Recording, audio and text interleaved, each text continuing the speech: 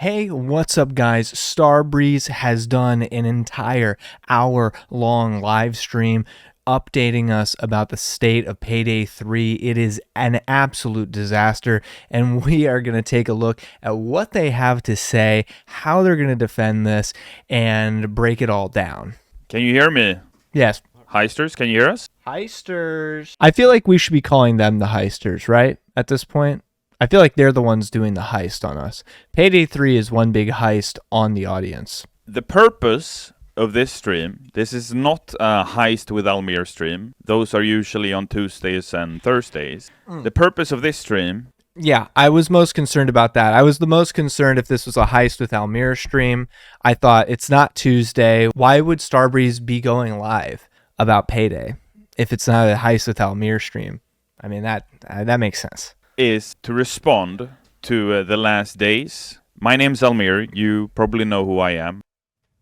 Director and head of community here at Starbreeze. With me, I have the lead producer on Payday 3, Andreas. You can say hi. Hello, Heisters. We are here today because launch has not gone well, all right? For the first few hours, everything seemed to go well. You were heisting, you were having fun, but then the servers went down. Once we got them up, then they went down again. And then we got them up, we tweeted about that, then they went down again. And obviously, this has created a terrible experience for you that we would like to apologize for on the team's behalf. It's not an easy situation, so we wanted to, as quickly as we could, jump on a stream with you, gang, to answer as many questions as we have time for today. I guarantee you, before watching this, I can guarantee you they are not going to add an offline mode because I am sure that would involve having to revamp their entire infrastructure to make the game even possibly run that way. Matchmaking software encountered an unforeseen error, which made it unable to handle the massive influx of players. The issue caused an unrecoverable situation for Starbreeze's third-party matchmaking partner. A new version of the matchmaking server software was gradually deployed across all regions, leading to improved performance. However, a software update made by the partner during late Sunday, that's last night, again introduced instability to the matchmaking infrastructure. The partner continues to work to improve and stabilize Payday 3's online system. The issue in question did not manifest during the technical betas or early access due to the specificity of rapid user influx and load balancing. Starbreeze, we, are currently evaluating all options, both short and long term. In the short term, this means our focus is to ensure that your player experience. In the long term, this means us evaluating a new partner for matchmaking services and making Payday 3 less dependent on online services. They are putting the onus mostly on a third-party company that handles their matchmaking service for their online component. Now, if my game was always online, I don't think I would put that in the hands of a third party. Now, I'm not saying all the servers, obviously there's going to be a level of things you're outsourcing a bit, but something that you have more control over directly than handing the keys over to some third party and trusting that they're going to keep your service your live service game that is always online, that is dependent on that matchmaking system completely, and everything hinges on that. I would not put that in the hands of a third party. Now, I'm sure that scale here is a big issue. I'm sure that, to serve such a big amount of users that they may have needed to outsource, they felt, whatever it may be on the technical end, I'm sure that they have their reasons, but obviously that's risky.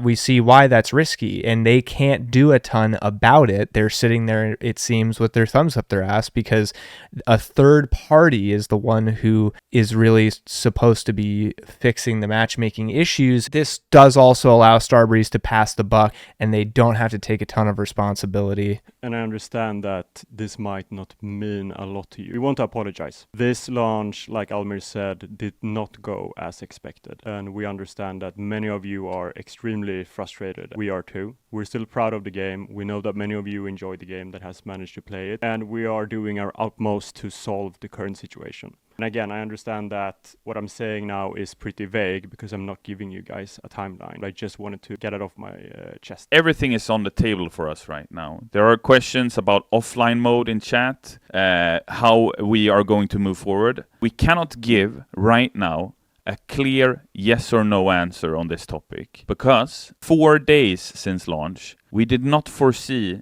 the incredible difficulties you've had logging onto the games. Not all of our answers today will be a clear yes, this is happening tomorrow at 3 o'clock. What should be is yes, we will honor refunds. Yes, we will be making free DLC for the next 5 months of the game. We'll be releasing free content updates. It's gonna, build the game up to be bigger and better with every update for free. You won't have to pay extra for that. You can say things in the affirmative here. There are things within your power that you can do to make this better, at least.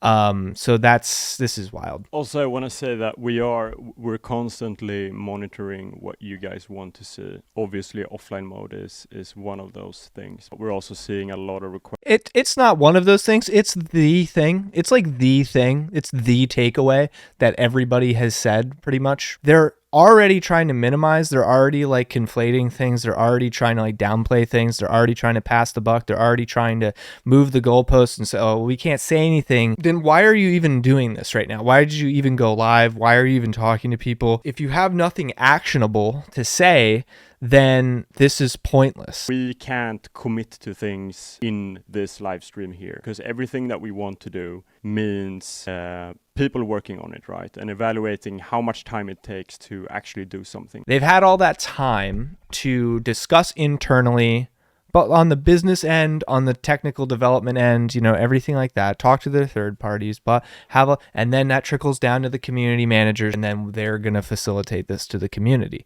I understand as a business, right? What he's trying to say is as a business, they can't commit to anything because they don't know how long it's going to take, which means how much money it's going to cost to pay people to do it or to get more servers or to switch third-party partners, and that may incur cost. Like all these things, these are business issues as well on the money side, as well as just technical issues and constraints and having to talk to the devs and say, how long is this going to take? If we wanted to have an offline mode, how long would that take? So that's fine, right? That's fine if you can't give a timeline. That's fine if you don't have a roadmap prepared. That's understandable. It hasn't been that long to get something like that together because that takes so much communication, so much decision making throughout the entire company, all the way to the top. But the fact that you can't even say, yes, we're working on this, or no, we're not working on this, or yes, we are working on an offline mode. And maybe it's because they don't want to commit to anything by saying it here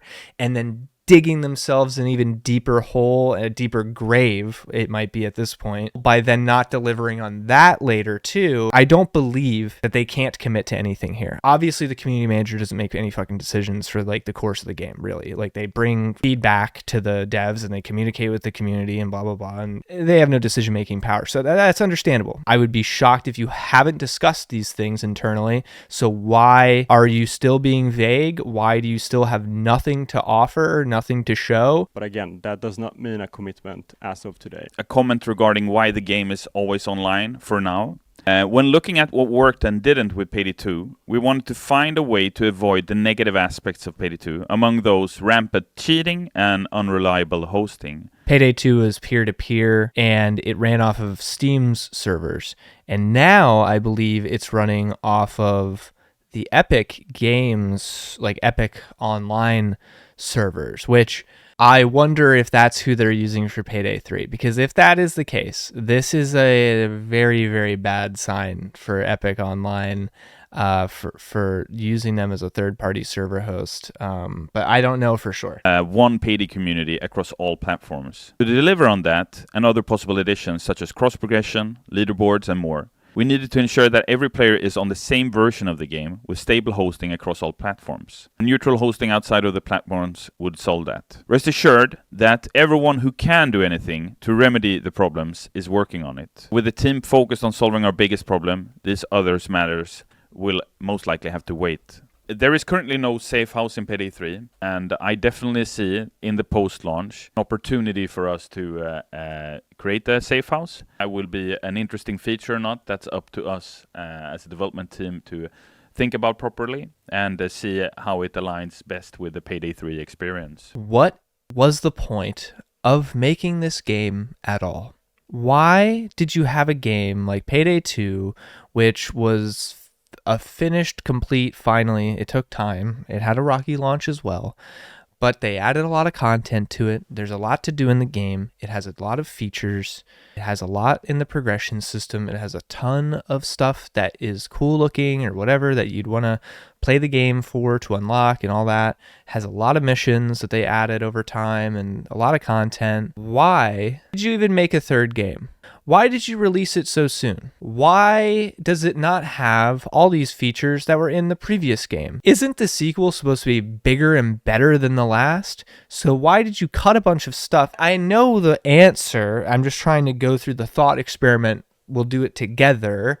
The reason is, just like Overwatch 2, it's not about making a new game that's bigger and better.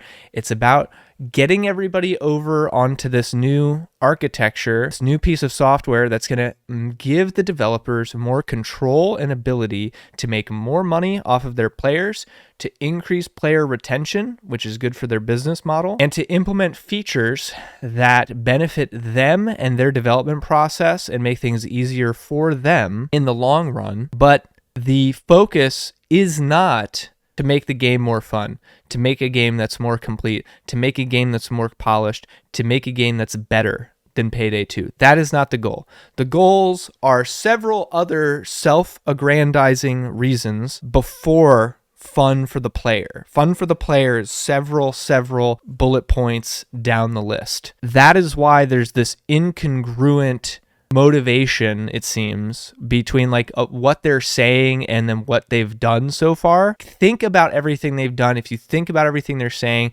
if you're thinking about what they're saying they can and can't commit to, or they are evaluating or not evaluating, or what their priorities are, or just anything they're saying, this game did not need to be made. This game was not a love letter to the community. This game was not a passion project. This game was a business move that this company wanted to make because they thought that would be an opportunity to make a lot of more money and capture a whole new swath of players through Game Pass, a big opportunity, through, cross-play and cross-platform and all those things being now more possible than ever because of the way that they were going to build this game with the always online components and everything like that. It was going to be an opportunity to have a larger player pool, because I'm sure Payday 2's player count has dwindled, over the years, and revitalize that community, bring new people in, make more money up front off that $40 price tag, and then start nickel and diming them for microtransactions post-launch at some point. It's pretty foolproof. It's pretty genius. But now that's all messed up because they have this big snafu to wade through, and that really wasn't part of the plan. They were going to go full steam ahead on monetizing their audience more than ever. Now that is kind of troubled. Those plans are put on hold as they apologize on a live stream, and they're going to go on an apology tour. What is going to be done to make up for the negative review and people who left? Even if you bring servers back at this point, those negative reviews and bad memories are going to stay. That's a great question. I think the important thing to realize is we did not expect for the launch to go this way. We are very apologetic regarding that. We apologize. That was not our intent. However, this is not the end. This is the beginning. We launched the game just a few days ago. We're looking to address all of the issues that are being talked about within the community. But we can only do so much given the fact that we're 4 days from launch. We're working on all the issues. And I think as soon as we past this part and the game works as intended for you, and you can play the game and start focusing on feedbacking the game rather than saying the servers aren't working, what the frick, and we can then I think will be a stronger community for it.